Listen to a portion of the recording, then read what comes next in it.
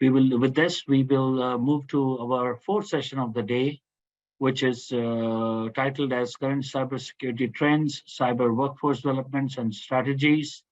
With us, the panelists are Dr. Gary Kessler. He's a principal consultant with Fathom 5. Dr. Shaoen Wu, he's chair of Department of Information Technology from Kennesaw State University, and Dr. Amit Arora, associate professor, University of the District of Columbia. Their bios are in the program book. We are running about 4 minutes late, so I would straightway jump into their presentations. John, welcome the panelists, and then we will get into the presentation. We have presentations from 3 of them. Yes. So it's a pleasure to have you on board. Gary, I've known before, so it's always good to welcome you again. I note with interest that you are a fellow of the Atlantic Council, so I assume a lot of your work is related to cybersecurity there.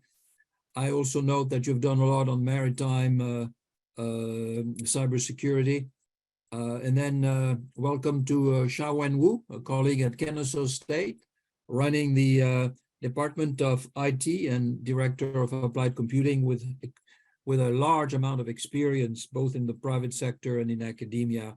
And last but not least, my old friend Amit Arora of the University of the District of Columbia in Washington, D.C., who is currently an associate professor of supply chain management in the School of Business and Public Administration there.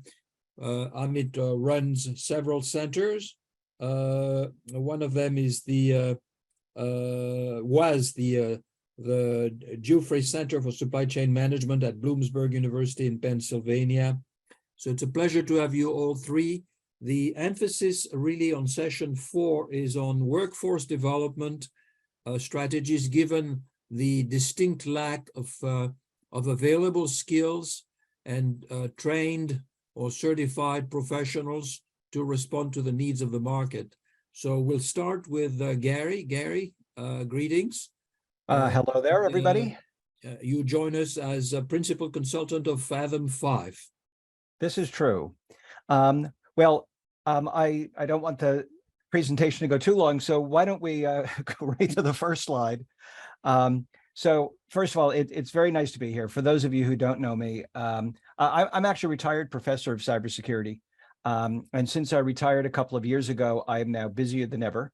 As John alluded to, my area of research for about the last 5 or 6 years has been maritime cyber, and my COVID-19 project was was to write a book on maritime cyber. But in any case, I've got a few slides that I just want to hit a couple of high points, and then there's a few slides I'd really like to go into a little bit more detail. So I'm going to start with this one right here. This is actually a paraphrase of mine. The original quote was about cryptography, but anybody who thinks that technology can solve their problem does not understand technology or their problem. In cybersecurity, and it's a phrase, it's a term I don't love for a couple of reasons, and I'll tell you in a second. The solution to any of our problems in cyber, they're not all technical solutions. In fact, they're primarily not technical solutions. A lot of them are people solutions. And if you hit enter again there, we can go into the next bullet. Okay, 1 second. Oh, okay. So I've been in the cybersecurity field since the late 1970s. We, of course, did not call it cybersecurity back then. We've called it information security, computer security, network security, information assurance. And sometime around 15 years ago, an executive order came out that started to use the term cybersecurity. The reason I don't like cybersecurity as a term is because sometimes it causes us to lose focus on what we're really trying to protect. We're really trying to protect information. Now, granted, computers are the container of information and communication channels are the conduits of information. But fundamentally, what I'm trying to protect is the information in all forms, digital or non-digital for that matter. And so when it comes to people, we always talk about people being the weakest link. And I would observe that people are probably the most misunderstood link in cybersecurity. We are the weakest link because we make a very attractive targets, which is why social engineering seems to work so well. But people are also the ones that are finding the problems and resolving the problems. And like I said, I will just stand pat with the fact that people are the most misunderstood link, and that's probably something we can talk about later. But on the next page, speaking of people, so we're focusing here on workforce. And so when we are thinking about the practitioners in information security, cybersecurity, whatever name you want to use, one of the first things we need to know from the beginning is that cybersecurity is not information technology. Your chief information technology officer and your information technology practitioners are not necessarily the right people to be driving your cybersecurity. The ability to build a good, efficient, effective, safe network is a different skill set than trying to secure the users and the information on that network. Now, there's obviously commonality between the two, but I guess the real point I'm trying to make is that from a practitioner perspective and an educational perspective, they are different things. And so if you hit enter again, or go down to the next bullet,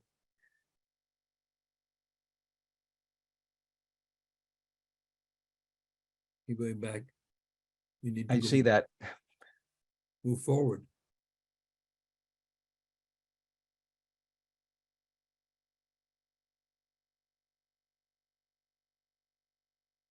I think if you just keep cycling with the down arrow, you should get it there. So when we talk about workforce development, I will observe that everybody is at one level or another responsible for the protection of information. Yeah, can you hit the down arrow again?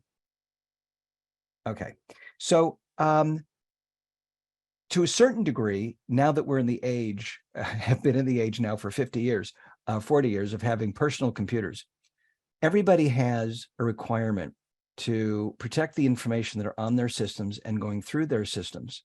And so not only do we need to hire and train and attract practitioners, but I observe I've been using the internet since the early 1980s. It was the ARPANET, of course, at the time. And then I was using some other networks before the commercialization of the internet, nigh upon now 30 plus years ago. And one of the things I think we have to look at is, why are users still so unaware of security problems?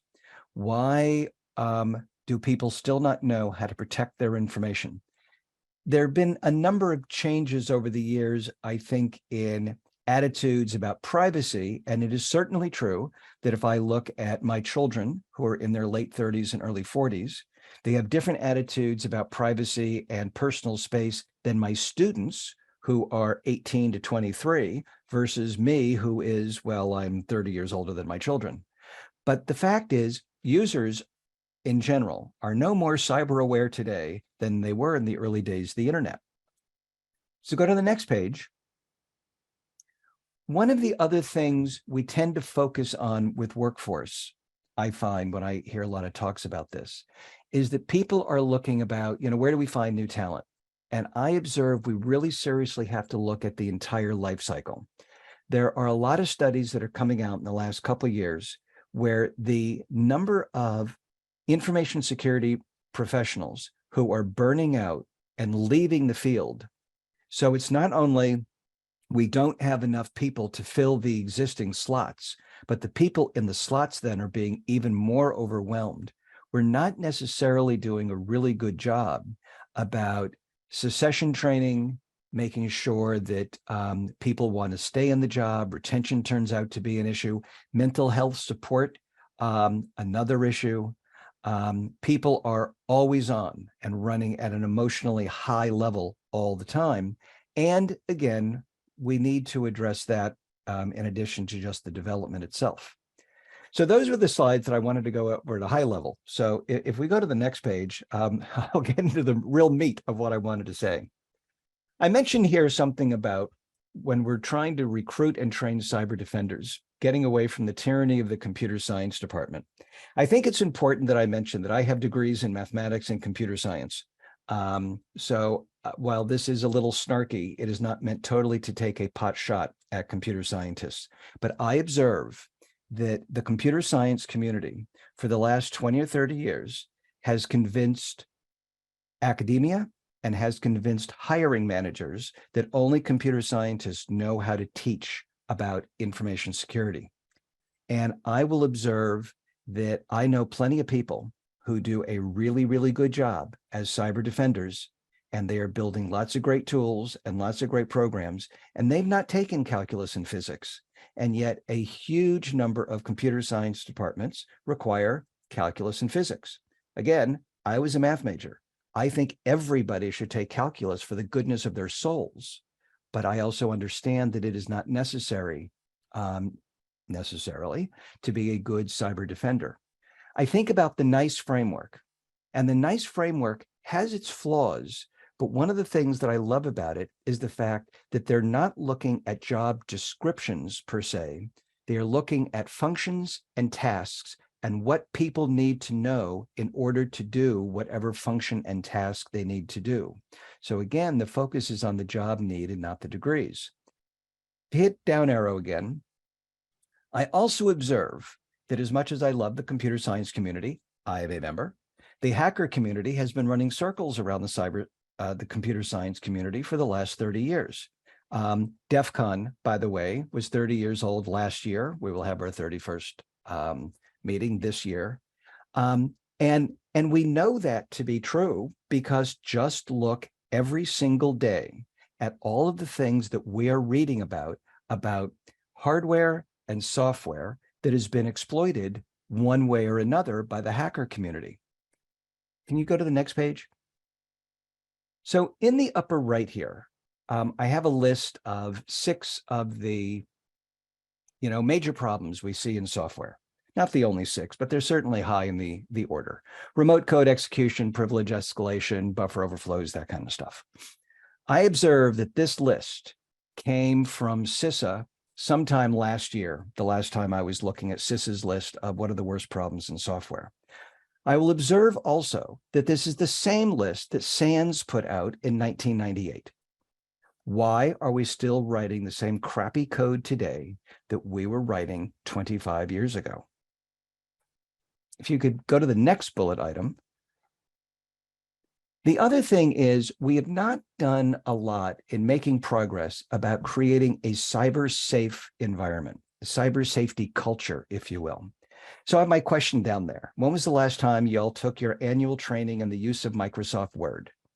To which all of you, I'm sure, shaking your head saying, well, that's the dumbest question I've heard today.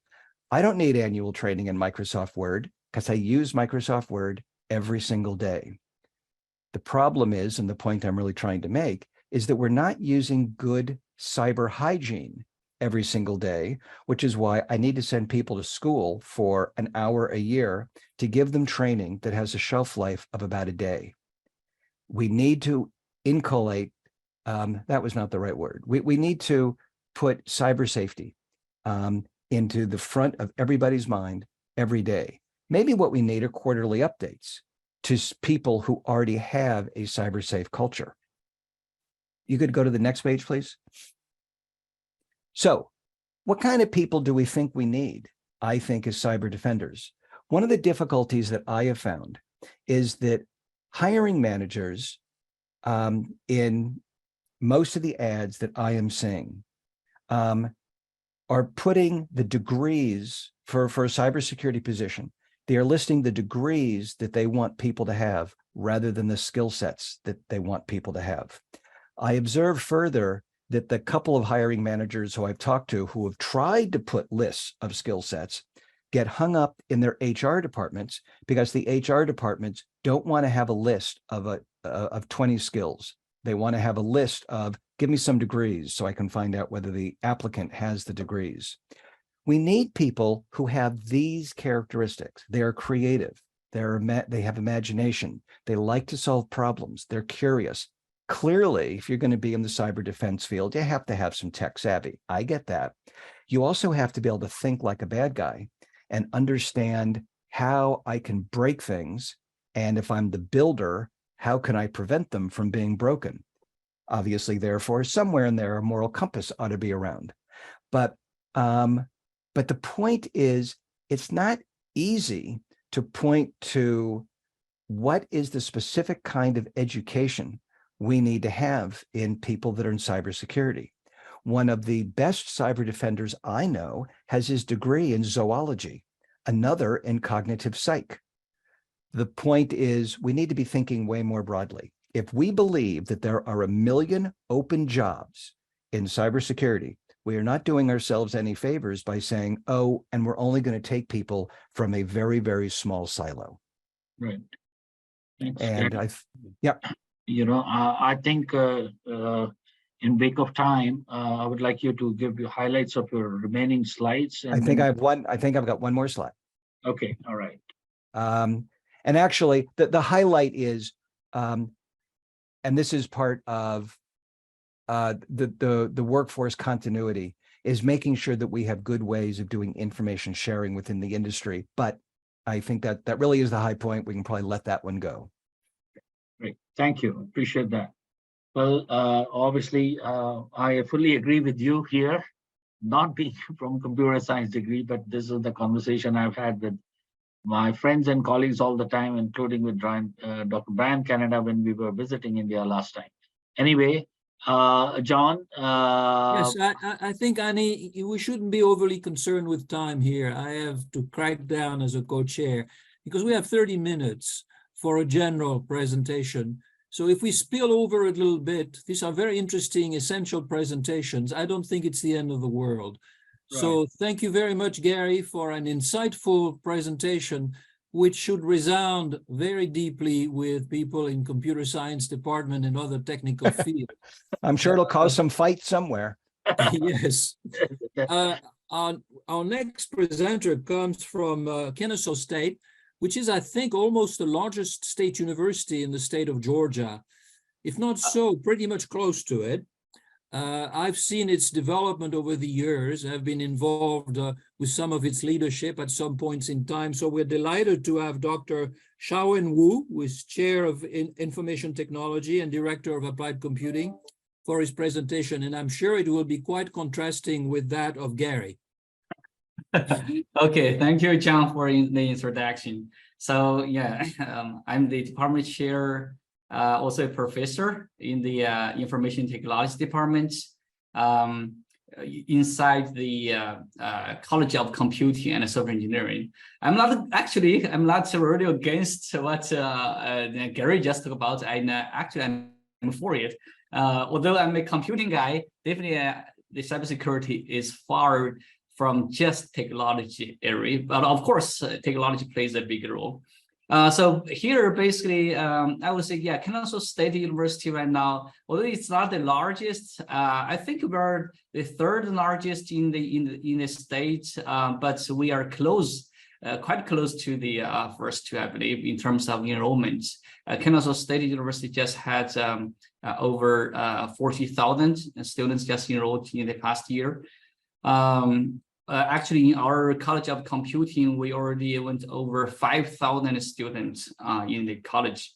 It's one of the probably the top, the biggest College of Computing in the nation. I think we're the second largest College of Computing in Georgia. Georgia Tech is the largest one, just a little bit ahead of us. Okay, thank you. So actually, I'm going to talk about a very different perspective, and so my focus is more on how it's Kennesaw State here is such a big university, especially such big College of Computing. How we prepare a cybersecurity workforce to address the demand in the state and in the nation, even the global. So actually, this is a infographic from NIST, National Standard Organization. So we can say actually we are very significantly short workforce for cybersecurity. Cybersecurity actually, if I remember correctly, since the time I was in my PhD, that's almost 20 years ago. And so cybersecurity was already one of the top focuses, I believe. And so today is still, so it has been on the top for years, for decades. So actually, we can say even just in the United States, we are still short of more than 500,000 workforce for cybersecurity. So that's why workforce development is very, very important, also urgent. Yeah. Would you go next one? So from the education perspective, from academia perspective, I would say I capture some attributes in terms of cyber workforce development, especially I think after the COVID, and so either the education or our life actually, I think we're changed a lot, so everybody can say that. Even like the panel today, we're not really sitting together in person, but virtual through online.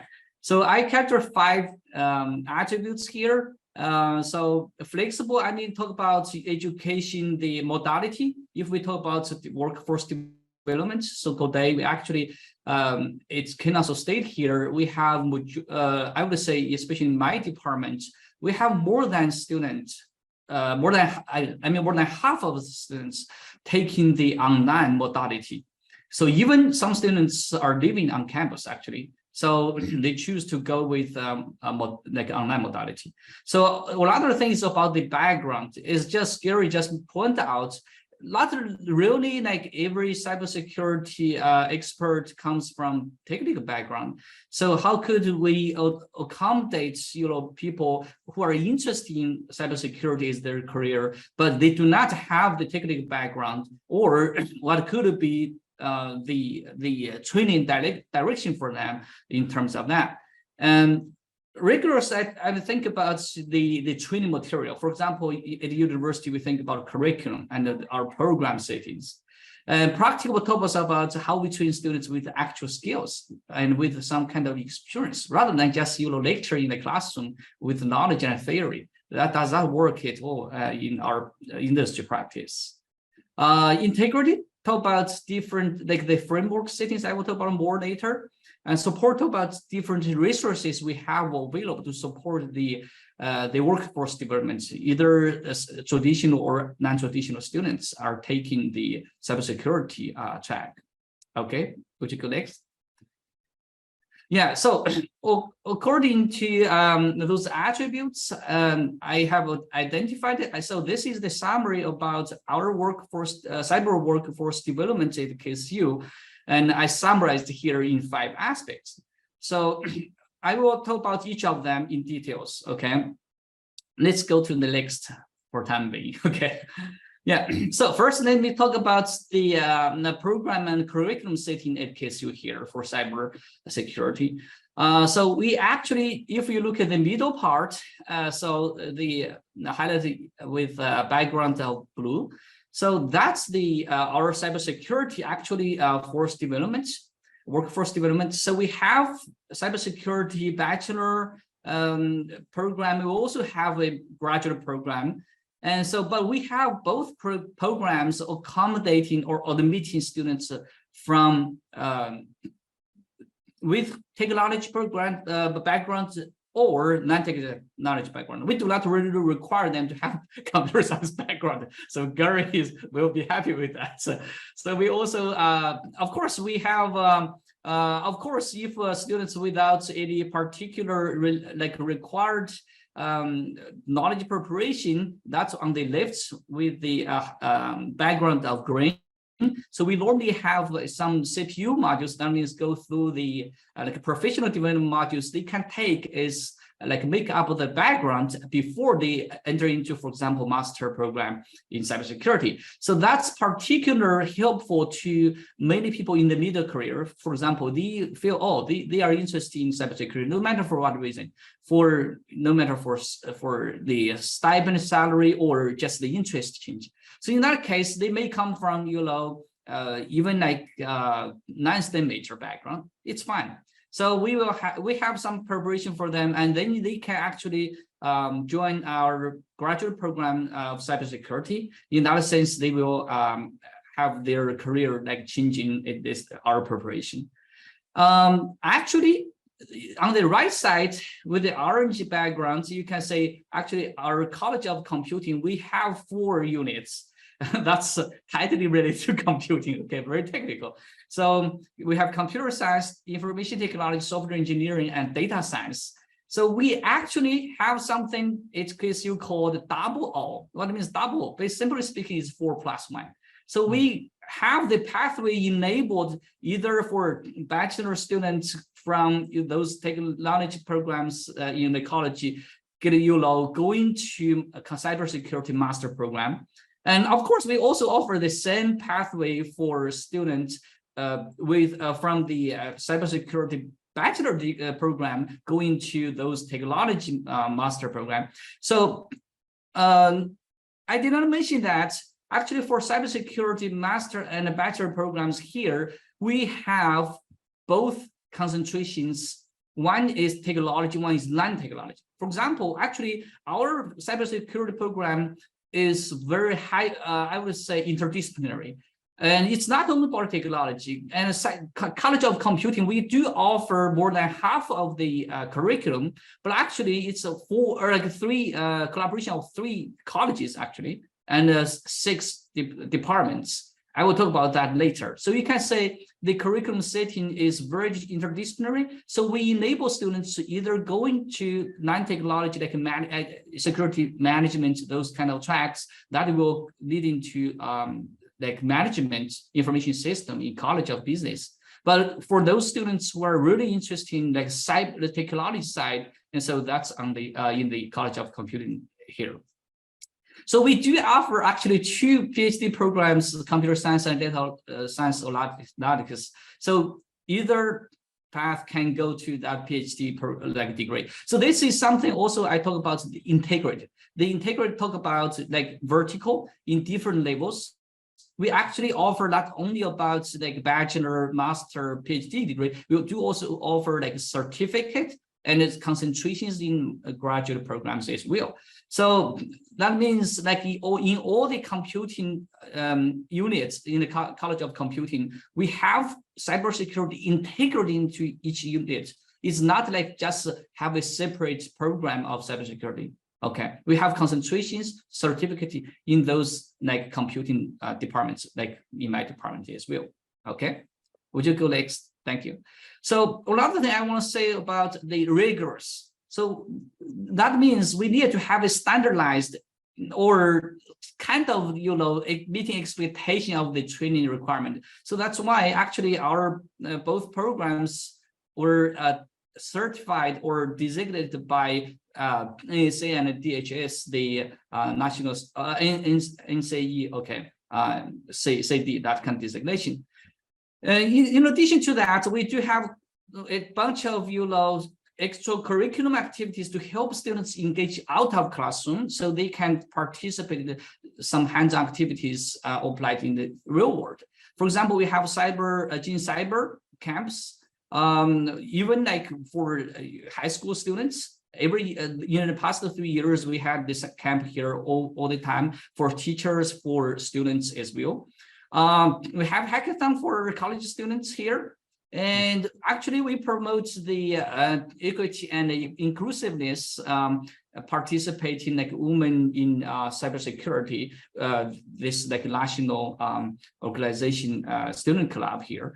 So I have 2 faculty in my department serving as the women advisors there. So yeah, would you go next? Thank you.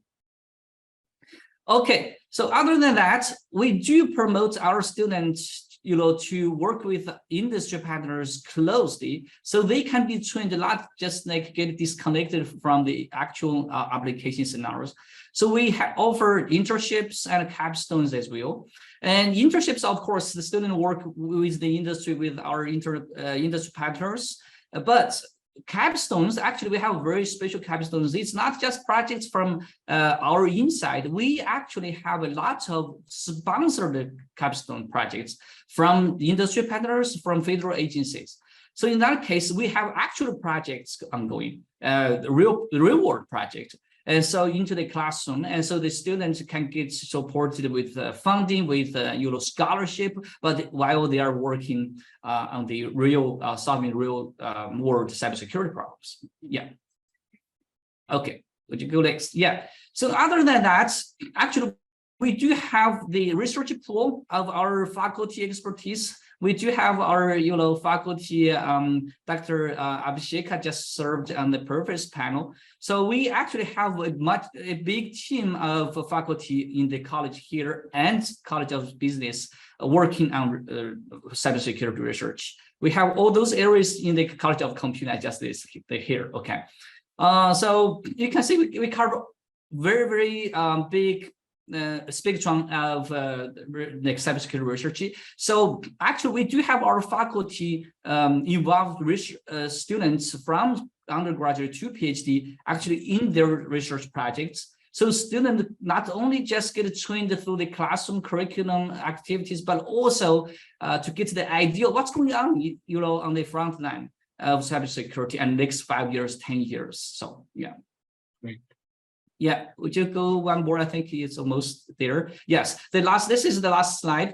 So in terms of support, we actually have a virtual organization here called the Cybersecurity Institute for Workforce Development, and to support the curriculum designation and so on, working with NSA DHS. As I mentioned about, actually our cybersecurity workforce development is a collaborative effort of 3 colleges, College of Computing, 4 units, all participate. And so actually the graduate program of cybersecurity will be housed in my department in this coming fall. And so the bachelor degree will be housed in the information system department in College of Business. So actually, other than that, we do involve criminal justice from the College of Humanities and Social Science. So probably Gary is happy to say that we do have people from all different non-technology side. Yes, we recognize that kind of necessity. So we do have research centers. For example, we have a center for the applied computing. So you involve, working projects, like funded projects or contracted projects between the university and outside to support it, including cybersecurity projects. We're going with the designation right now. We have the CAE-CD designation. We are also planning for the research designation as well. So we're trying to have very comprehensive framework for cybersecurity workforce development at KSU here. Is a very large public R2 university here. Yeah, thank you all. Thank you, Shaoen, for giving us a case study in how academia organizes itself in the production of trained professionals to respond to the market needs, but also in the production of new knowledge. So, hooray.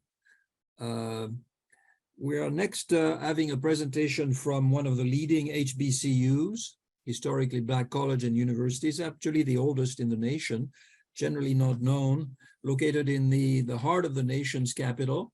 And I'm delighted to have Amit Arora, who has expertise in several connected fields, to present some of the fruit of his own research and a Department of Defense grant that he has received, among others, and which illuminates some of the cybersecurity issues in workforce development. Go ahead, Amit. We'll take a little more time, and I'm asking you guys to please stay on so you can participate in the general panel at 4:20. We are going to take a few minutes to wrap up the event, so it would be great to ensure that you're all there so we can sort of exchange views and share ideas. So Amit, the floor is yours. Thank you so much, John, and thank you for the opportunity to present some of the work that I have been doing with Department of Defense along with my students. I'm Amit Arora. I'm Associate Professor of Supply Chain Management at the School of Business and Public Administration at UDC, University of the District of Columbia. John has already told you about UDC. So it is the nation's only urban public land grant university in the heart of the nation's capital. And we also happen to be an HBCU. Next slide, Annie. So I would like to focus my presentation on a grant that I received from the Department of Defense, specifically through ARLIS, that is Applied Research Lab for Intelligence and Security, which is located at University of Maryland in College Park. In this, this is a pilot project which was undertaken by the Office of the Undersecretary of Defense with a specific focus on HBCUs. And there were 3 universities involved in this collaborative effort, UDC being one of them, and the other 2 are Howard University and Morgan State University. So together we formed a team of professors, people from ARLIS, and undergrad and grad students to solve some problems from the cybersecurity point of view. So I'll be highlighting what work was done and how this work really helped our students gain internships in software, in the software industry. There is an underrepresentation of African Americans in the field of cybersecurity and in the field of software and IT in general. So this tries to fill that gap to an extent. So the whole idea about this project was to develop a chatbot and deploy it on a social media space. And in this case, we did it on Twitter. And the idea was to converse with Twitter users and try to find out if there are any malicious intent or malicious tweets that are over there, so that we can preempt any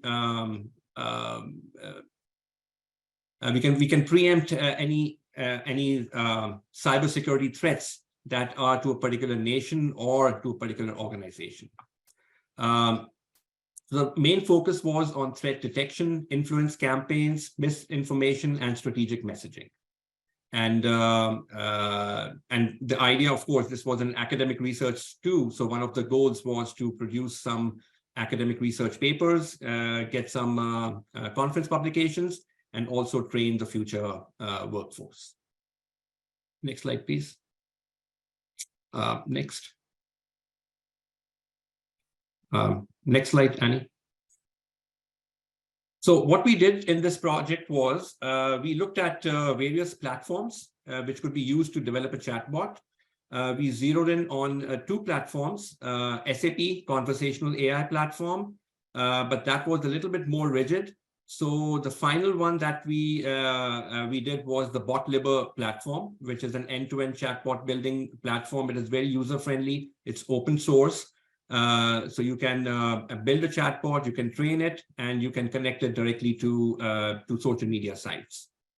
We also had access, an academic access, API access to Twitter, which allowed us to download probably more than 1 million tweets a month. And the idea was to analyze those tweets in terms of sentiment analysis of those tweets. So we developed this chatbot, and this chatbot could filter out tweets according to specific keywords.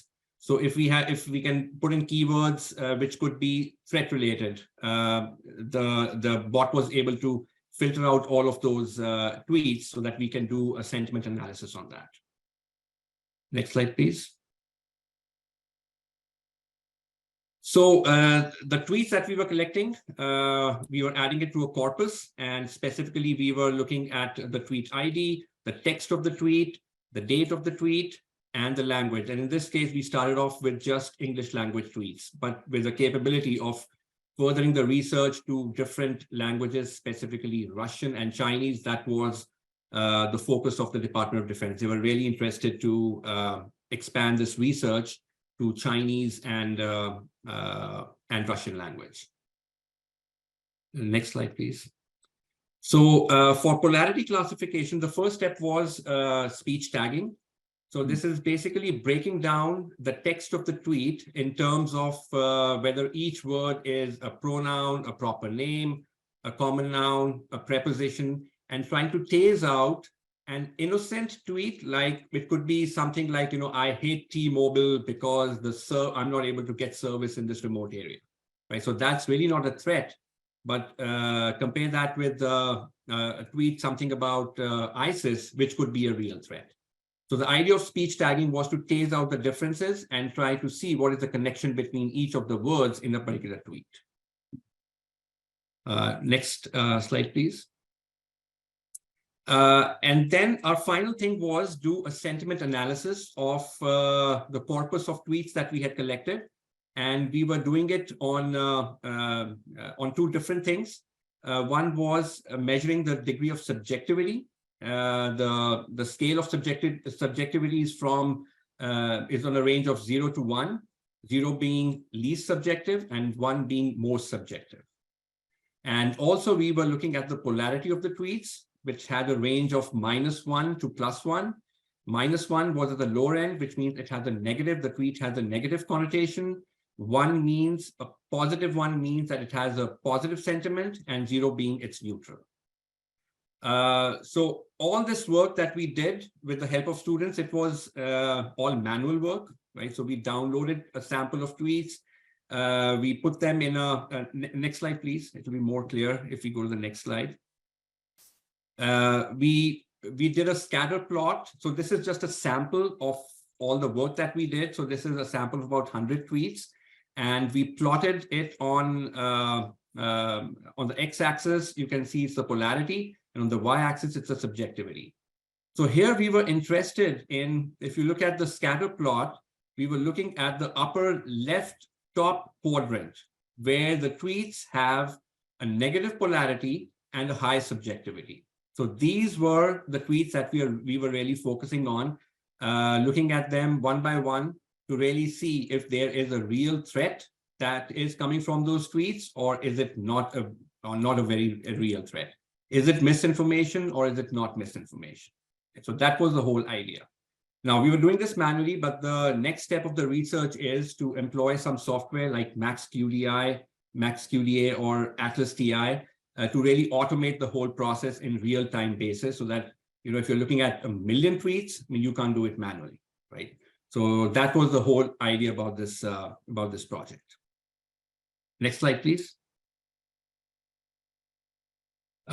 So we've had some big wins in terms of one of the objectives, which was to train the future workforce.